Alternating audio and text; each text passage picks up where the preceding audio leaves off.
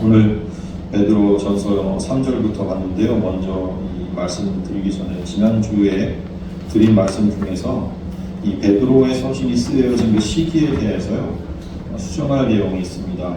영상에 여러분 보시면 지난주에 본 영상 여기 보시면 베드로전서 연대표 이걸 보면서 설명을 드렸었는데 베드로가 로마에서 활동한 기간을 이렇게 빨간색으로 보여드리면서 그것을 저작 시기라고 이렇게 잘못 말씀을 드렸더라고요.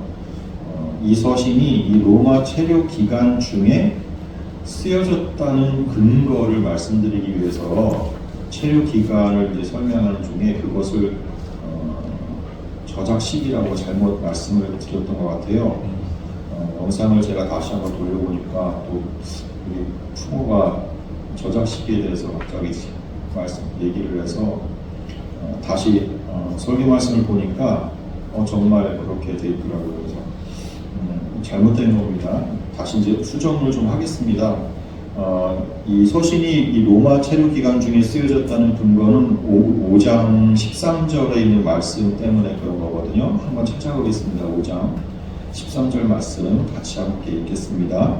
택하심을 함께 받은 바벨론에 있는 교회가 너희에게 명하고 내 아들 마가도 그리하느니라. 여기 나온 이 말씀 보면 서신의 마지막 인사말에서요 지금 바벨론에 있는 교회가 너희에게 문안한다 그러거든요.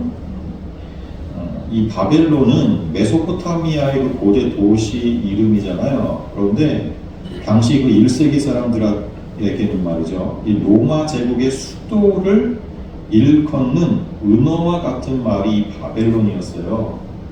이게 왜냐하면 당시 그 묵시문학의 영향으로, 묵시문학은 당시 피지배 상태에 있었던 유대인들 사이에서 그 시오니즘을 대망하면서 만들어진 문학 장르 아니에요. 그래서 외적을 다 내쫓고 다시 독립을 쟁취하는 이스라엘을 하나님의 보내시는 그 메시아를 통해서 그것이 재현될 것이다라는 내용의 묵시문학들이 많이 만들어졌는데, 그래서 묵시문학의 특징이 있는 그대로 드러내는 게 아니라 다 좀 숨겨진 언어로 은어를 썼단 말이죠. 그러니까 그래서 당시 유대 이스라엘 땅을 지배하고 있었던 그리스나 로마를 직접 언급하지 않고 고대 도시의 이름으로 이렇게 그들을 지칭을 했던 겁니다. 그러니까 지금 여기 편지에서도 바벨론에서 바벨론 교회들이 지금 문안한다는 그런 내용이 아니고 당시 성도들이 이해할 수 은어로서 이해할 수 있는 로마를 이야기하는 거란 말이에요. 이건 1세기 당시에는 다들 이렇게 이해를 했습니다. 많은 문헌들에서 그렇게 쏟아져 나오고요. 그러니까 바울이 로마에 있을 때 쓴 편지다라는 사실을 바로 이 바벨론이라는 거, 그러니까 로마라는 거죠. 로마에서 썼다는 것을 알 수가 있는 거예요. 그래서 로마의 체류 기간이 62년부터 68년 기간 중이니까 그 어느 때가 이제 되는 것이죠. 일단은. 그런데 또 4장 12절부터 보면 이 편지의 수신자들이 대대적인 박해를 받고 있다는 것을 암시하고 있는 구절이 나와요. 한번 보겠습니다. 베드로전서 4장 12절부터 19절 같이 봅니다. 시작. 사랑하는 자들아, 너희를 연단하려고 오는 불시험을 이상한 일 당하는 것 같이 이상히 여기지 말고 오히려 너희가 그리스도의 고난에 참여하는 것으로 즐거워하라.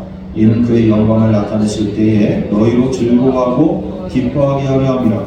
너희가 그리스도의 이름으로 치욕을 당하면 복 있는 자로다. 영광의 영 곧 하나님의 영이 너희 위에 계심이라.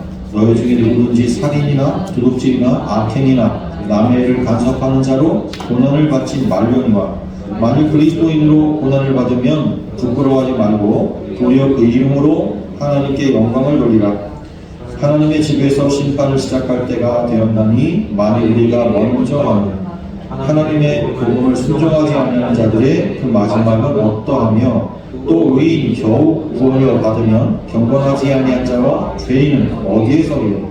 그러므로 하나님의 뜻대로 고난을 받는 자들은 또한 선을 행하는 가운데에 그 영혼을 믿으신 창조주께 의탁할지어다. 네.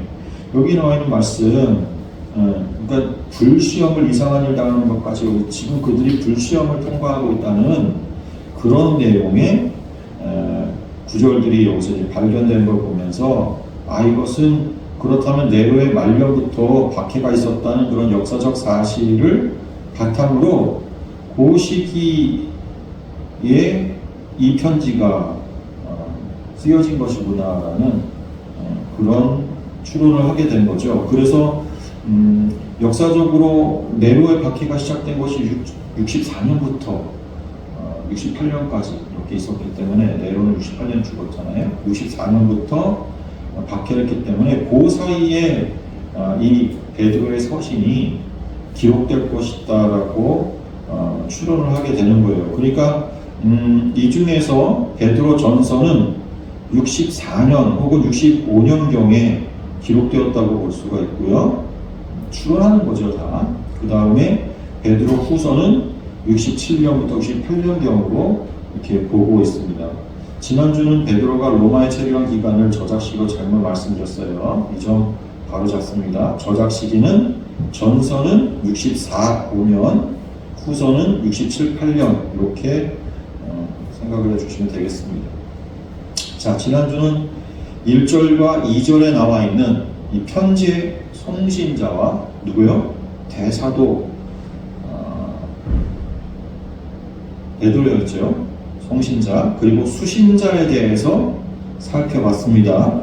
소아시아에 흩어져 있는 교회에게 보낸 편지라 그랬죠. 그들은 하나님 아버지의 미리 아심을 따라서 이 뭐라 그랬어요? 즉 예정이죠. 예정 가운데 택함 받은 자들이라고 그랬죠. 교회. 그리고 오늘 이제 3절부터 12절까지를 읽었습니다. 원어를 보면요, 이 3절에 대문자로 쓰여진 단어가 앞에 나오고요. 그 다음에 다시 껑충 13절에 가서 다시 대문자로 문장이 시작되거든요. 그러니까 이 베드로는 3절부터 이 12절까지를 한 호 그리고 한 문단으로 쓴 거예요. 그래서 우리가 오늘 본문을 그렇게 묶었어요. 3절에 그 대문자로 시작된 그 첫 말이 율로게토스예요. 율로게토스. 이게 찬송하리로다예요. 찬송하리로다. 율로게토스. 3절부터 12절까지의 말씀을 이 찬송하리로다 그렇게 시작하는 거예요. 찬송하리로다. 이 편지의 수신자들이 어떤 상황 속에 있는 교회라고 그랬죠? 야고보서나 히브리서를 받았던 성도들과 겹칩니다. 환난과 박해 속에 노출된 교회였단 말이에요. 그들에게 보내는 편지 서두에다가 인사가 이제 끝나자마자 인사말이 끝나자마자 바로 하나님을 찬송하리로다 그러는 거예요. 여러분, 우리는 불행 그리고 고통을 겪고 있는 사람들 누구에게나 그런 사람들에게 선뜻 하나님을 찬송하리로다 이렇게 할 수 있습니까? 여러분들의 주변에 고통을 겪고 있는 만약에 큰 병에 걸린 사람들 그런 사람에게 다가가서 하나님을 찬송하십시오 이렇게 할 수 있냐고요. 이건요 성도들 사이에서나 가능한 언어예요. 이런 말은 아니 사실 성도들 가운데도요 육적인 현실에 매여 있는 사람들 입에서는요 감히 나올 수가 없는 말인 거죠. 예? 눈앞에 펼쳐진 어떤 고통만 보고 있게 되면 절망과 한숨만 나올 뿐인 거예요. 하나님을 향한 찬송은 영적 현실에 눈을 뜬 사람만이 뱉어낼 수가 있어요. 사도 베드로는요 외적인 박해 또 내적인 갈등에 놓여있는 상황이었지만 당시 성도들이 서슴지 않고서 그들을 향해서 하나님을 찬송하리로다 그러는 거예요. 이건 육적 현실 이면에 있는 그 영적 현실을 직시하고 있기 때문에 가능한 선언인 거예요. 여러분. 육적인 세상에 다리를 두고 살지만 영적인 현실을 올려다보면서 사는 성도가 바로 그런 거죠. 육적 현실에 사로잡힌 우리들은요, 이러한 믿음의 선언을 마주하게 되면요, 극복해야 할 육적 현실은 너무나 잘도 인정을 하면서 너무 힘들어. 그걸 잘 인정하면서 바라봐야 되는 그 영적 현실은 너무 멀리 있는 것처럼 그건 그냥 이상일 뿐이고 고통이 바로 진짜 현실이라고 주저앉아요. 우리가 자주 그런다니까요. 그리고 그런 자신이 정상이고 이게 현실적인 거야. 믿음의 말을 하는 사람은 오히려 비현실적이고 현실을 공감하지 못하는 이상적인 사람이라고 핀잔을 주기까지 해요. 예? 왜 그렇게 고통에 공감하지 못하고 하나님을 찬양하라 그러고 기도하라 그러고 막 이렇게 나온단 말이에요. 여러분, 그런 생각이 비정상입니다, 여러분. 오히려 그 생각이 비정상이라니까요. 정상 아니에요. 우리는요, 새로운 피조물이에요. 우리 이전에 나는 지나갔다 그래요. 성경이 그렇게 말한다니까요. 그게 이전 것이에요. 그런 생각들은. 이전 것은 지나갔으니 새로운 피조물이라 그랬잖아요. 육적인 현실과 영적인 현실은요, 모두 다 눈 앞에 있어요. 그러나 육적 현실만 보던 그 우리의 옛사람, 그 우리는 이미 지나가는 거예요. 왜요? 새로운 피조물이라니까 우리는. 이제 영적인 현실을 바라보면서 사는 새로운 피조물이 된 거예요, 우린. 그게 세상 사람들과 다른 거예요. 그러니까 고난 중에도요, 찬송하는 거고요. 육적인 현실에 매여 사는 그런 세상 사람들과 다른 반응을 하는 거란 말이에요. 새로운 피조물입니다.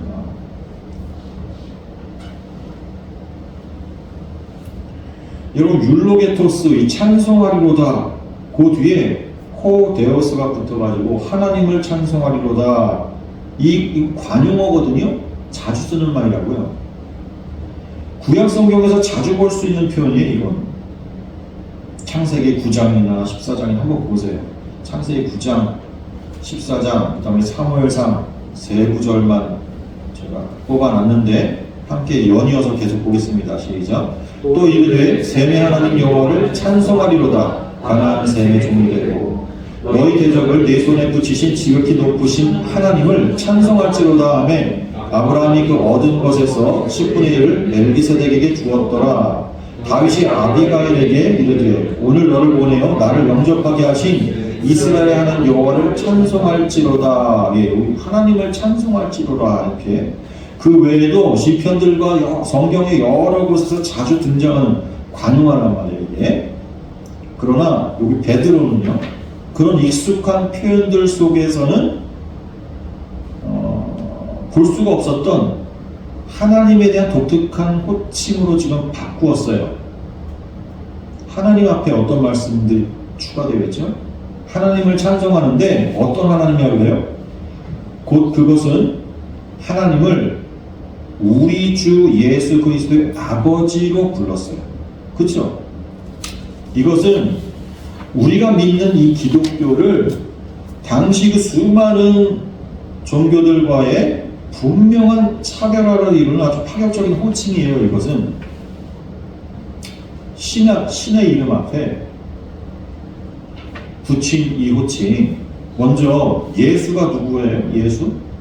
진리 안에 있는 교회에게야 사실 주인 되신 그리스도시죠. 그러나 믿음이 없는 세상 사람들에게는요, 십자가에 매달려 처형되었어요. 그러니까 저주받은 죄인이라니까요. 당시 나무에 매달려 죽는다는 건 신의 저주받은 자라는 강력한 표식이었어요. 표식. 나무에 매달려 죽는 자는 전 저주받은 자다. 그러니 십자가에 매달려 죽은 그 예수를 전파하는 요 기독교는요, 당시 세상 사람들의 상식으로는요, 도저히 수용할 수가 없는 종교 집단인 거예요. 무슨 종교가 나무에 달려 죽은 저주받은 자를 전파하냐? 응? 이렇게. 그런데 그가 그리스도라는 거예요. 게다가 더 파격적인 것은 죽음에 다다른 그가 하나님의 아들이라는 교리예요. 우리 주 예수 그리스도의 아버지 하나님, 이 호칭, 이것은 그래서 그런 면에서 당시 그 세상의 종교관을 뒤흔드는 파격적인 거예요. 이건 다른 종교에는 이렇게 하지 않는단 말이에요. 이런 자를 감히 하나님의 아들이라, 또 신을 향해서 아버지가 이렇게 부른다는 것, 이건 다 생소한 파격적인 표현들이라니까요. 하나님이 어떻게 인간 예수의 아버지가 될 수가 있냔 말이죠. 사람이 하나님과 부자관계가 돼? 이게 당시로서는 이해가 안 되는 파격적인 표현인 거예요. 주님이 우리 모두를 형제로 칭하시고 또 우리들도 하나님을 향해서 아버지라고 부르게 하셨잖아요. 이건 도무지 기독교 이전에는요 있을 수 없는 사상이에요. 베드로가 사용한 그래서 이 호칭은 바로 이런 파장을 가진 그런 호칭인 거예요 지금. 그런데 베드로 그리고 편지를 받는 이들은 이걸 스스럼 없이 받아들이고 스스럼 없이 사용해요. 교회는 그 교회가 빠져나왔던 유대교도 감히 그렇게 못하는데 교회는 그렇게 하는 거예요. 교회는 독특한 종교 집단인 거예요. 당시에 여러분 그 아버지를, 하나님 아버지, 그 아버지를 불러보세요. 아버지, 주님의 죽으심으로 새롭게 정립이 된 그 하나님과의 이 부자 관계를 염두하고서 아버지를 불러보시란 말이에요. 우리 아버지가 여러분 어떤 아버지인지 상기하세요. 그러면 속에서부터 솟아나오는 무언가가 있어요. 아버지 이렇게 부르면, 예?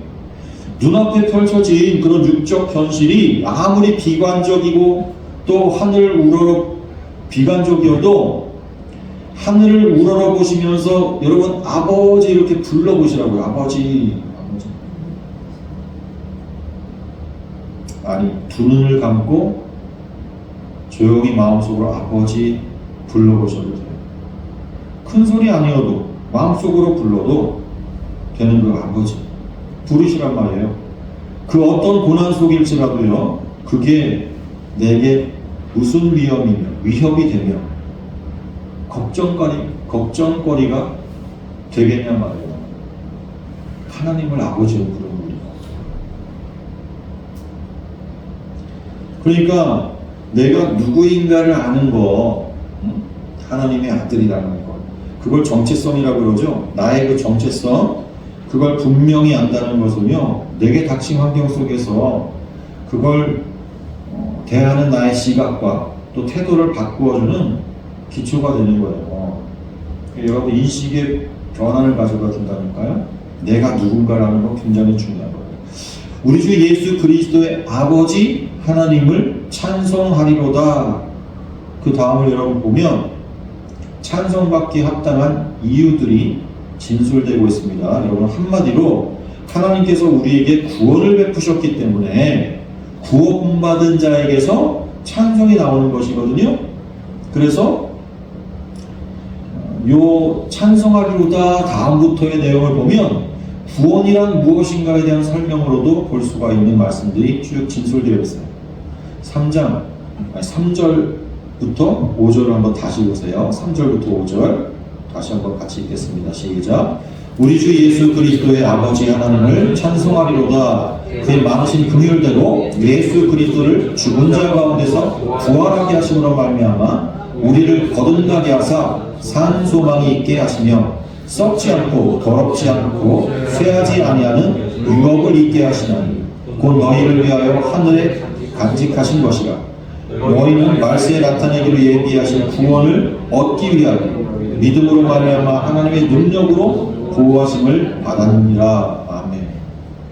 문장 하나하나가요 수식어를 많이 두면서 짧고 길게 쓰여져 있어요. 그러니까 이걸 두고서 이제 그 현대신학자들이 이렇게 긴 수식어를 활용해서 쓰는 이런 어려운 글을 베드로가 썼겠느냐, 무식한 베드로가 그렇게 생각했던 거예요. 이렇게 수식어가 많이 나올 때는 여러분들이 숨 쉬는 부분 끊어서 어디까지 끊어서 읽을 것인가, 몇 개의 단어를 이렇게 한 호흡에 읽을 것인가, 이게 굉장히 중요합니다. 여러분들이 그런 훈련이 자꾸 돼야 돼요. 여러분 책을 많이 읽으세요. 책을 많이 읽으시면 길게 수식어를 쓰는 그런 문장들을 볼 때마다 여러 번 자꾸 책을 보시게 되면 그 어디서 끊어야 될지가 그게 눈에 보여요. 그렇게 한 호흡에 딱 끊어서 읽어야 그게 내용이 이해가 되고 읽혀지지, 이 긴 수식어가 있을 때 이걸 어디서 잘못 끊게 되면 이거 내용이 뒤죽박죽되고 이해가 안 돼요. 찬송하리로다 바로 다음이 그의 많으신 긍휼대로, 그러죠? 하나님의 많으신, 그가 하나님이시니까 하나님의 많으신 긍휼대로, 요게 구원의 동기에 대한 진술이에요. 그렇잖아요.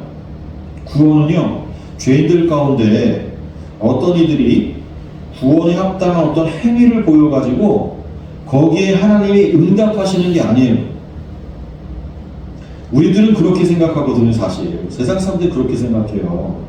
열심히 어떤 구원에 합당한 행위를 내놔서 하나님을 감동시키고 만족시켜가지고 구원받기 위해 줄을 서다 보면 맨 앞줄에서 몇 명쯤 그렇게 하나님의 커트라인에 딱 드는 사람들이 구원받는 줄로 그렇게 생각한단 말이에요. 세상 사람들 모든 사고방식이 그거예요. 그래서 열심히 자신을 갈고 닦는 거예요. 모든 종교가 다. 그거 아니거든요. 그건 우리의 생각과 전혀 상관없어요. 그런 우리들의 생각과 전혀 상관이 없어요. 구원은 하나님의 많으신 긍휼대로, 요즘 그렇게 말했어요. 하나님이 우리를 불쌍히 여기시기 때문에 구원이 일어나는 거예요. 디도서 말씀을 한번 확인해 보겠습니다. 디도서 3장 5절부터 7절 같이 읽겠습니다. 시작. 우리를 구원하시되 우리가 행한 바 의로운 행위로 말미암지 아니하고 오직 그의 긍휼하심을 따라 중생의 시승과 성령의 새롭게 하심으로 하셨나니, 우리 구주 예수 그리스도로 말미암아 우리에게 그 성령을 풍성히 부어주사 우리로 그의 은혜를 힘입어 의롭다 하심을 얻어 영생의 소망을 따라 상속자가 되게 하려 하심이라. 예, 똑같이 말씀하시죠. 지금 베드로와 오직 그의 긍휼하심을 따라 우리가 행한 바 의로운 행위로 말미암지 않고 그러잖아요. 예? 오직 그의 긍휼하심을 따라서 구원받는 거예요. 그리고 다시 베드로서 본문 이 3절로 와서 보면 구원의 동기는 지금 하나님의 많으신 긍휼이고요. 그 다음을 보면 구원의 방법이 나오거든요. 뭐예요? 구원의 방법이 예수 그리스도를 죽은 자 가운데서 부활하게 하심으로. 이건 예수 그리스도를 죽여서 다시 살림으로, 그런 뜻이죠. 우리 죄는 죽어야 되는 죄예요. 우리 죄는, 예? 죽어야 되는, 죽는 게 공의를 이루는 거예요. 그런데 그 공의의 심판을 말이죠, 십자가 위에 그 예수가 다 받으시게 하시고 죽게 하시는 거예요. 그래서 우리에게 쏟아져야 될 공의의 심판이 없어진 거예요. 구원받은 거죠. 우리들 죄에 대한 분노를 아들에게 대신 쏟으신 거예요. 그런데 그게 다가 아니에요. 분노만 쏟으시고 끝나면요, 그건 구원이 아니란 말이에요. 구원은요, 죄로 인해 원수된 자가 말이죠, 하나님과 화목되어져 가지고 죄로 인해서 그 하나님을 떠났던 자가 다시 하나님께로 돌아와 가지고 하나님에게 영접되는 것까지가 그게 구원인 거예요. 그래서 이 문장에서 강조되고 있는 단어가 부활하게 하시는 거예요. 부활하게 하시는 거예요. 이게 아나스타세오스인데요. 이 원형이 아나스타시스거든요. 부활이라는 원형, 아나스타시스. 그게 속격으로 쓰여서 아나스타세오스예요. 아나스타시스는 부활이라는 뜻인데 이게 아니스템이라는 단어, 일어나다라는 뜻이에요. 일어나다. 거기에서 유래한 단어예요. 거기에다가 전치사 아나가 앞에 붙어서 아나스타시스가 돼요. 다시, 이 아나라는 말은 전치사는 다시 혹은 위로, 위쪽으로라는 뜻이에요. 그러니까 아나와 위쪽으로라는 전치사와 아니스템이 일어나다, 이게 붙어있는 형태가 아나스타시스니까 여러분 부활은 다시 일어나다 혹은 위로 일어나다라는 의미가 있는 거예요. 이렇게 여러분 원어를 자세히 설명드리는 이유는 번역된 말씀 이전의 그 원어가 가진 본래 의미에 여러분이 익숙해져야 되기 때문에 그래요. 자꾸 원어를 그래서 말씀드리는 거예요. 우리가 쓰는 현대 문법과 현대 언어의 그 굴레에서 벗어나가지고 본래 성경에 쓰여졌던 언어의 특성, 또 그 언어의 뉘앙스, 거기로 더 가까워지게 만들려는 거예요. 그래서 자꾸 원어를 말씀드리는 거예요. 현대 언어의 습관이나 표현은 성경 본래 그걸 다 담아내지 못하기 때문에 막 그런단 말이에요. 그러니까 우리가 성경 원어의 그 언어적 습관, 또 표현, 그 속으로 들어가야 돼요. 그래야 정확한 의미를 찾아낼 수가 있어요. 그러니까 부활은 다시 살아났다는 의미만으로는 가난한 해석인 거예요. 그죠? 아나스타시스라는 것은 위로 일어나다라는 의미, 다시 일어나다, 이걸 함께 내포하고 있는 단어인 거예요.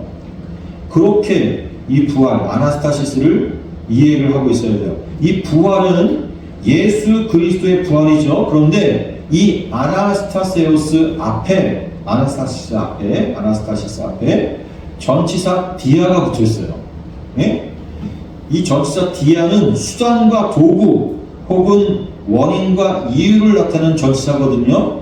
이거 히브리서 할 때 배웠었는데 기억나시날란가 모르겠어요. 우리말로 이걸 그래서 해석을 하게 되면 말미암아로 지금 번역이 됐어요. 말미암아. 무엇에 의해서, 무엇 때문에 그런 뜻이거든요.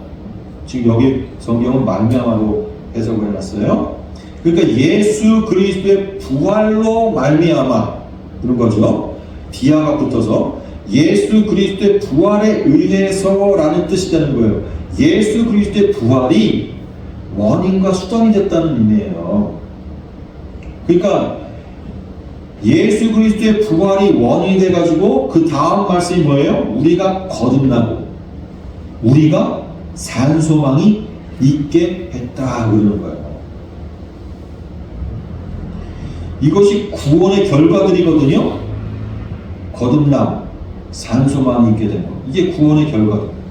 우리를 거듭나게 하사 산소망이 있게 하시며, 요게 구원의 결과라고요. 그런데 그 구원의 결과들이 무엇에 의한 거라고요? 앞에서 디아, 아나스타시스, 그리스도의 부활 때문에, 그리스도의 부활로 말미암아 우리가 거듭나고 산소망이 있게 되었다 그러는 거예요. 근데 거듭나게 하사 그리고 산소망이 있게 하시며 그러죠. 그러니까 예수 그리스도의 부활을 수단으로 하사, 수단으로 하시며 그렇게 했다는 거예요. 하나님. 자, 다시 정리합니다.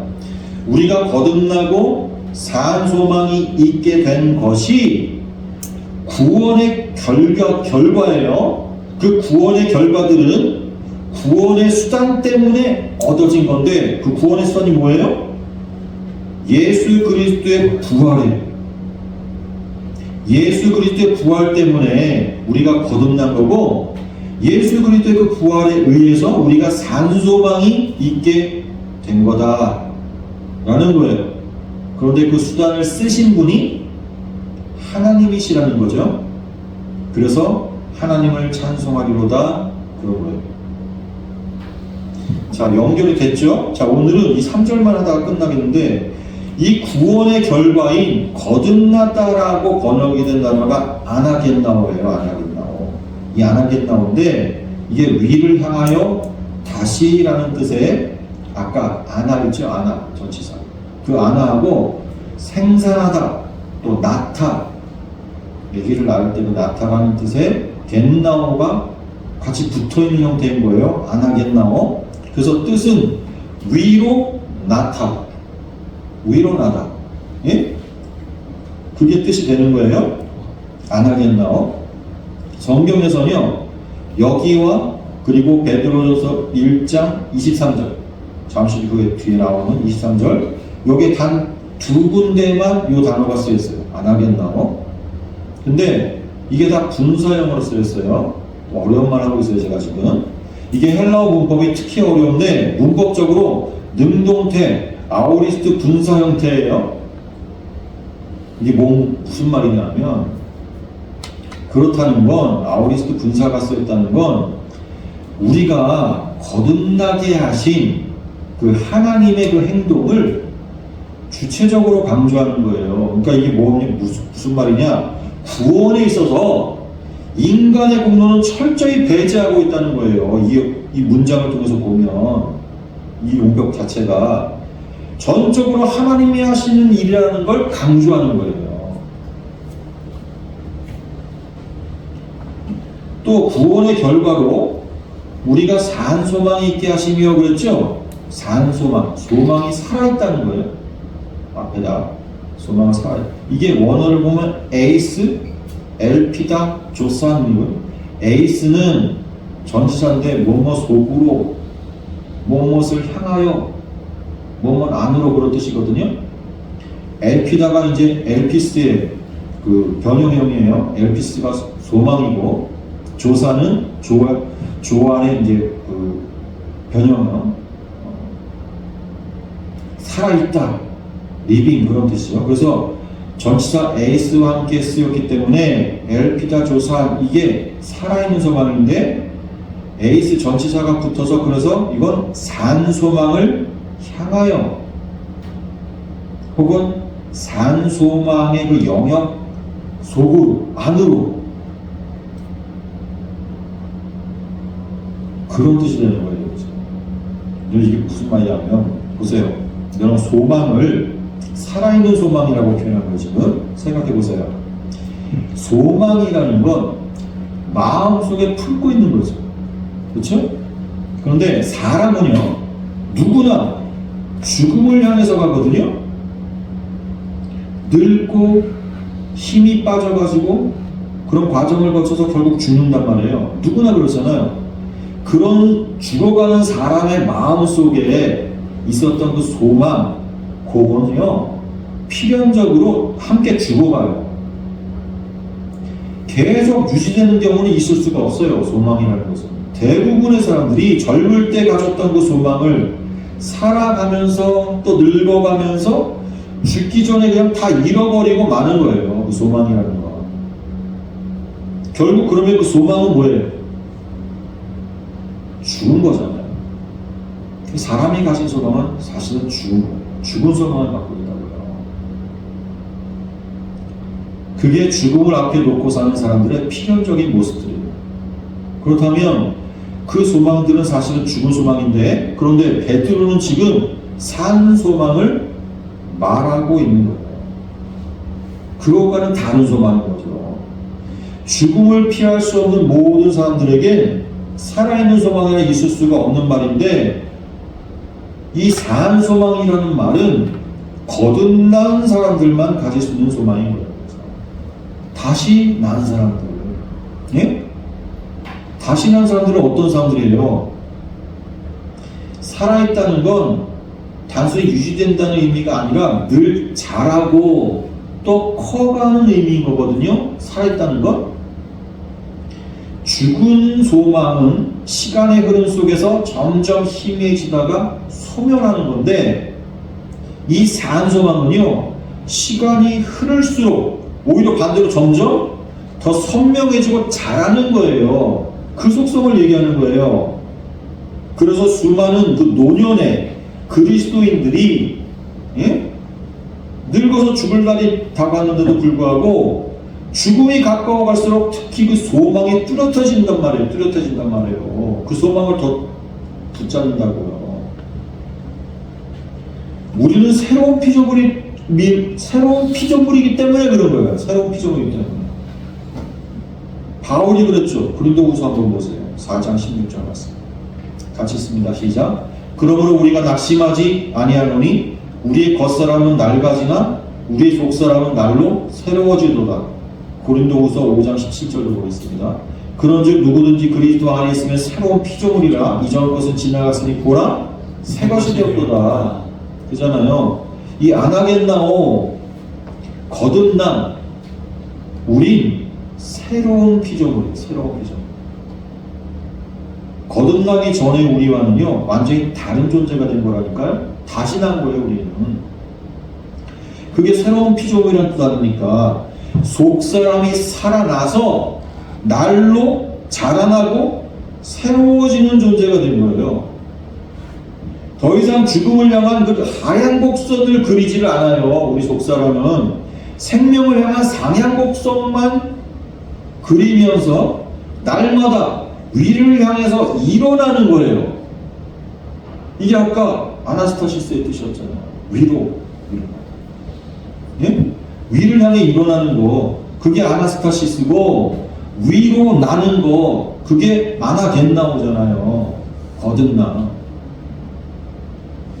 본문 4절과 5절까지 이어서 다시 3절부터 읽어보겠습니다. 다시 3절부터 3, 4, 5절 시작. 우리 주 예수 그리스도의 아버지 하나님을 찬송하리로다. 그의 많으신 긍휼대로 예수 그리스도를 죽은 자 가운데서 부활하게 하심으로 말미암아 우리를 거듭나게 하사 산 소망이 있게 하시며 썩지 않고 더럽지 않고 쇠하지 아니하는 유업을 있게 하시나니 곧 너희를 위하여 하늘에 간직하신 것이라.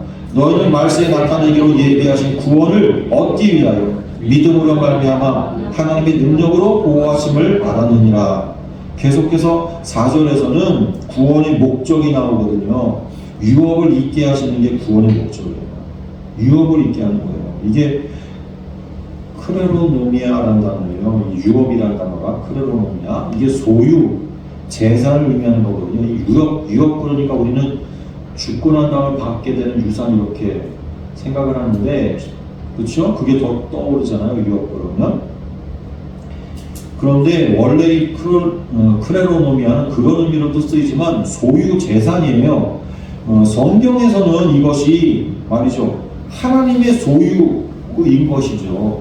하나님의 소유와 재산, 이게 뭐겠어요? 금은 보화가 하나님의 소유와 재산이겠어요? 예? 뭐 부동산이에요? 하나님으로부터 비롯되는 어떤 생명력, 또 하나님과 함께 거함으로써 누리게 되는 그 영생, 하나님께서 지으신 세상에 거하는 것, 그게 하나님의 소유와 재산인 거란 말이에요. 그러니까 하나님 나라에 하나님과 함께 거하는 것, 그걸 크레로노미아 유산이다 그러는 거예요. 예? 하나님이 우리의 하나님이 되시고 우리는 그의 백성 되는 것, 그 본래의 제자리를 찾아가는 것. 피조물이 하나님을 떠나가지고 하나님 노릇하면서 그렇게 반역하고 죄를 지었던 우리가 비로소 다시 그 본래 그 하나님 아래 피조물의 자리로 복귀하는 것, 그게 유업을 잇는 거예요. 그게.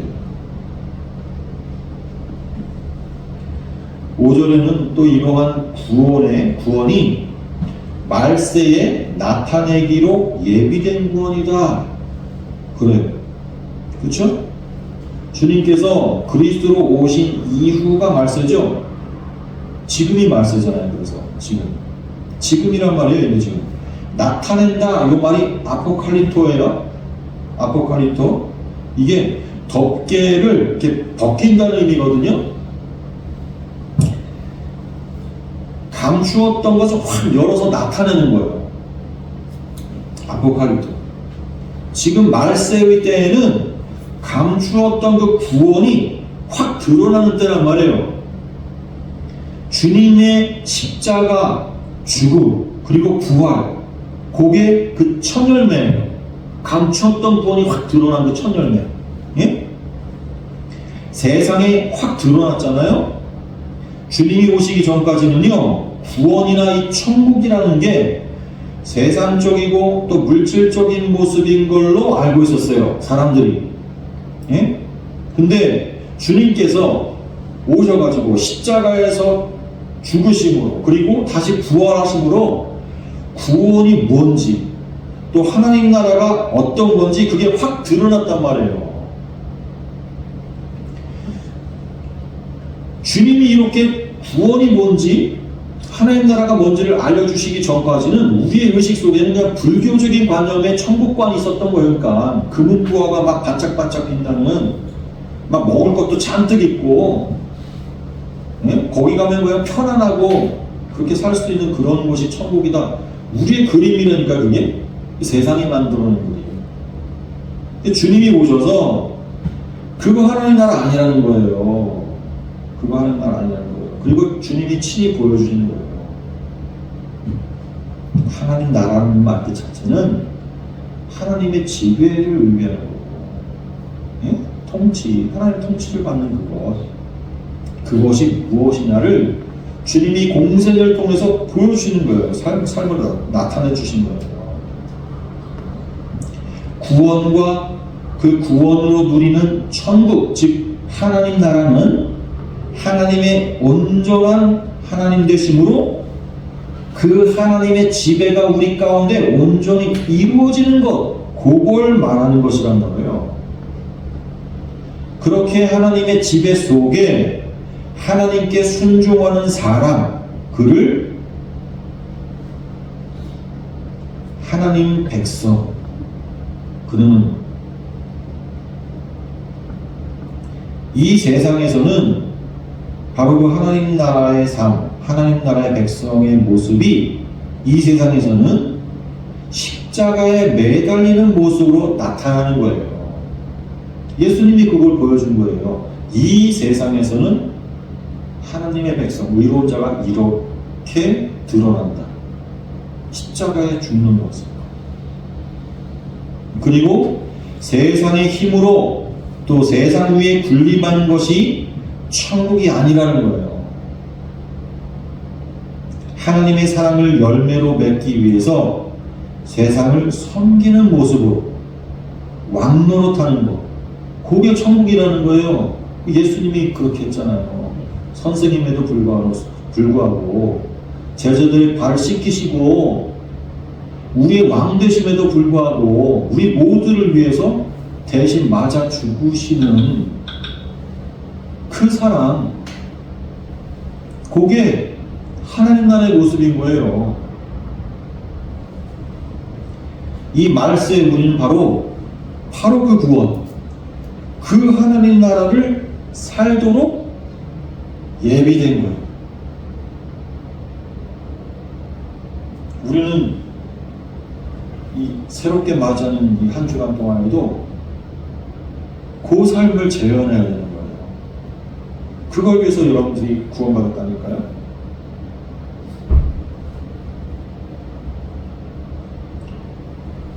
주님, 그래도 주님 따르겠습니까? 이렇게 물을 때, 주님, 그래도 조사오니 나를 떠나지 마옵소서. 내가 주님 곁을 떠나지 않겠나이다. 그런 사람들이 양인 거예요. 양인 거예요. 양은 요 앞만 보고 그냥 졸졸졸 목자 음성을 들으면서 쫓아가거든요.